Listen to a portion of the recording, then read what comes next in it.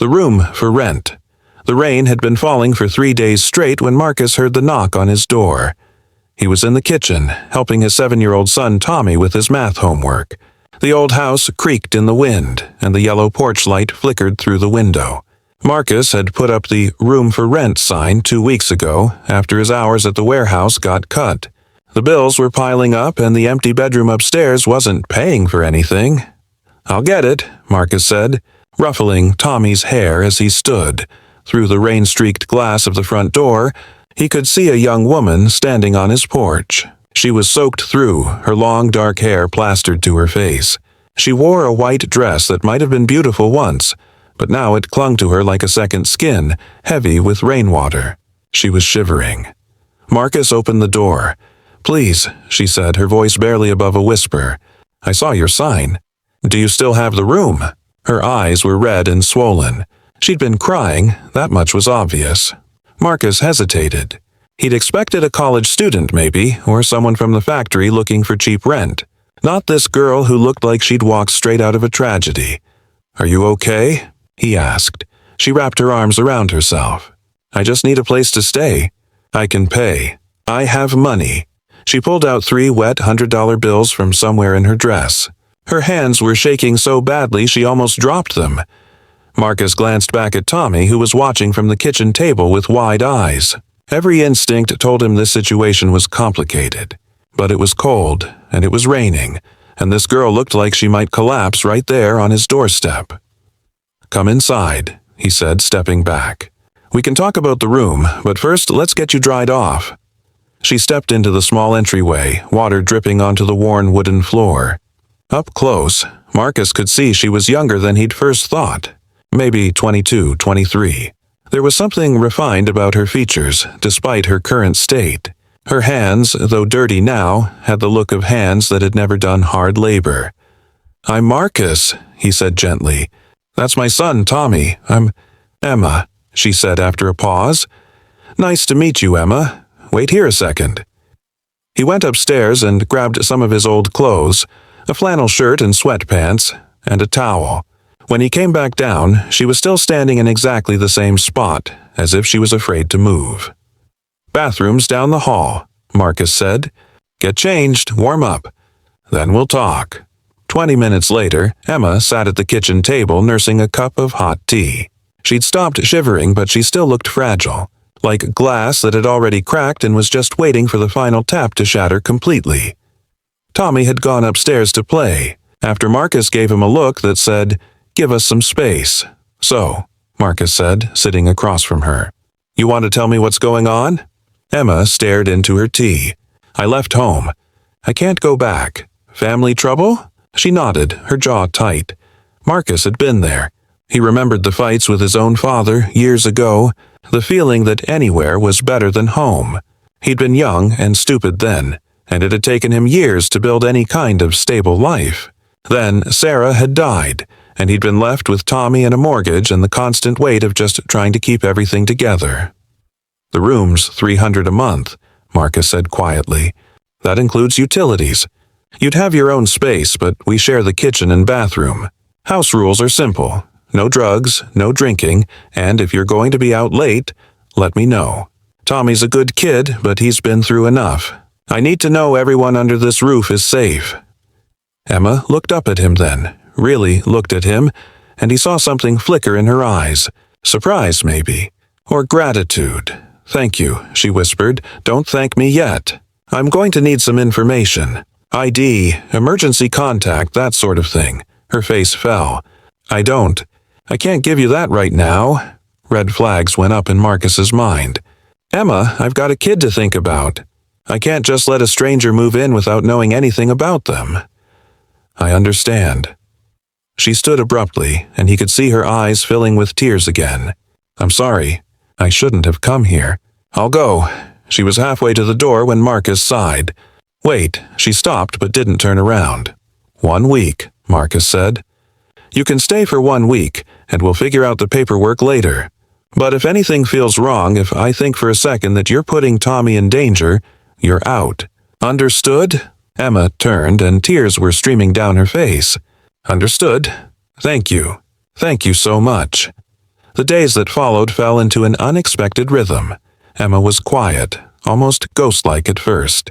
She'd come downstairs in the mornings, help Marcus make breakfast, then disappear back to her room. But slowly, gradually, she began to emerge. She started reading to Tommy before bed. She learned how to make his favorite grilled cheese sandwiches. She laughed at Marcus's terrible dad jokes. Marcus noticed things. The way she held herself, like someone used to being in charge.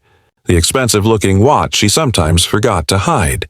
The fact that she flinched every time a nice car drove past the house.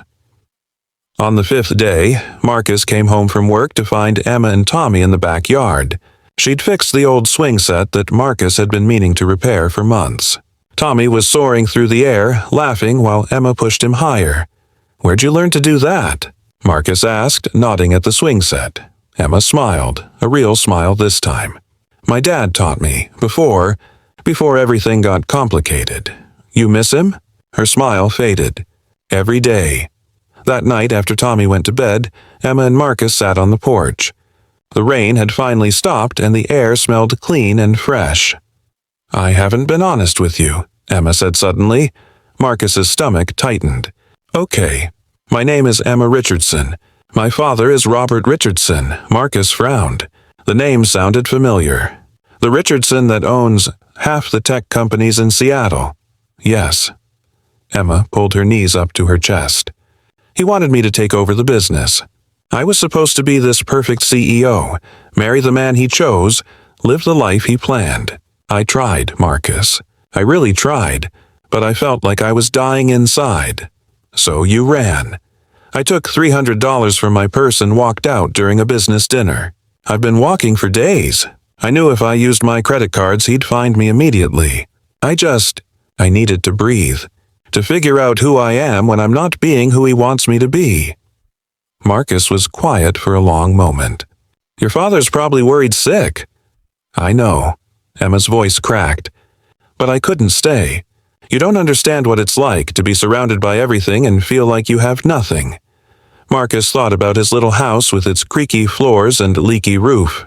He thought about Tommy's second-hand clothes and the way they sometimes had cereal for dinner because it was all he could afford.